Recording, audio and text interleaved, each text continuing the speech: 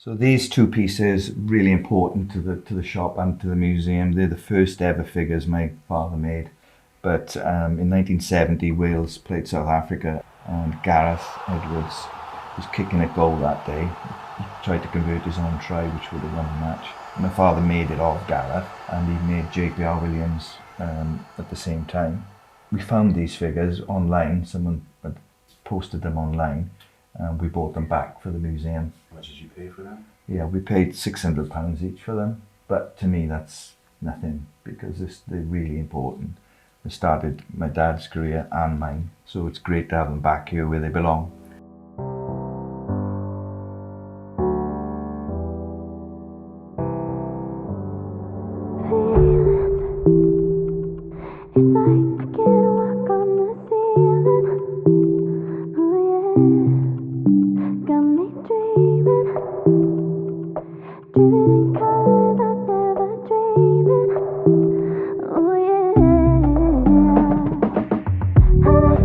John Hughes, and work here at the Grog Shop in Pontypridd, and we've been here since 1971, but we've been making things in clay since 1965.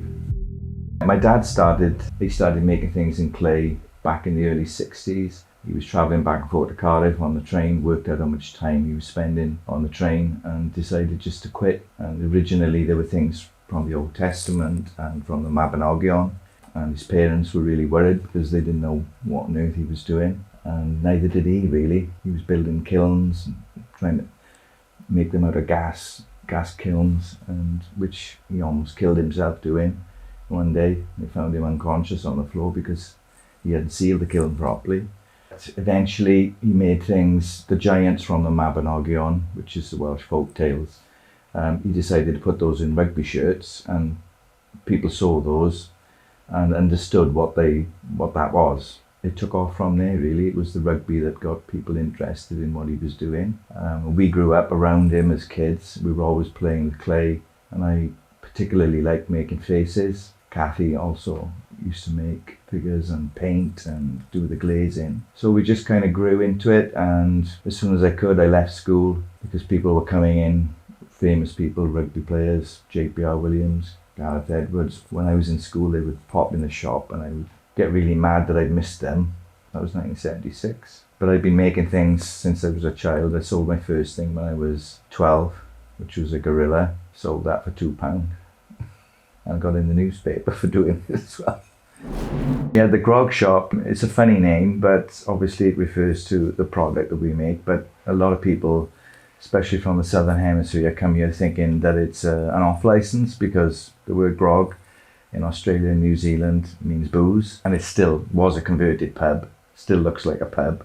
We get people every week, we've been here since 1971, every week we get someone coming in saying, you know, I've walked past this building all my life and never had the courage to come in and have a look around, and if I'd known this was in here and all this stuff, this memorabilia and grogs, I'd have come in here. But it's quite a common thing that people around you don't even know what's inside the shop. But we get people coming from Japan, from Australia and New Zealand, and the people from Japan come here on public transport. How they find us, I don't know. Some people around here have never been in the shop.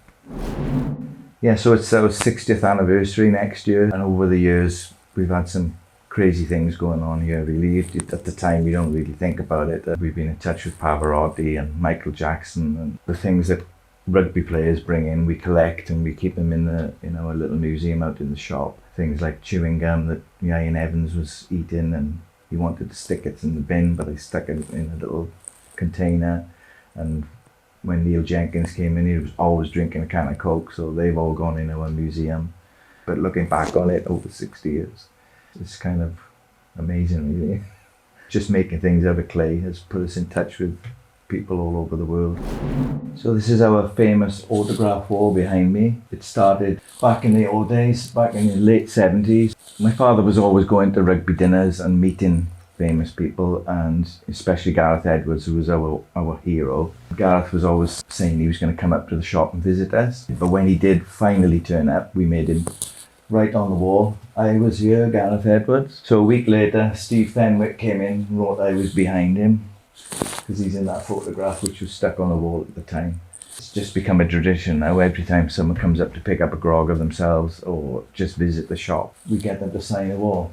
Now they're starting to get competitive, as sportsmen do, and they're trying to sign as high up the wall as possible. So the highest up there is Luke Charteris, second row for Wales, and that's 9 foot off the ground. And he actually just stood here and did it. Well, he could have got higher, but his hand was in a cast at the time. Yeah, it's grown. It's a treasure, really. If we'd realised that it was going to turn into what it was, we'd have filled in the holes in the wall, the cracks. And what'll happen to it once we're gone, I don't know. Future plans is always difficult for us because we never know what's going to happen, because we're kind of connected to the world of sport. You never know what you're going to be making from one day to the next, which is the exciting part for us. Our future is kind of dictated to by what's going on in the world. Sometimes we get a little bit selfish and just make stuff we like. Our future is kind of up in the air, but we're not too worried about what we're going to be doing. We just take each day as it comes and try and enjoy it.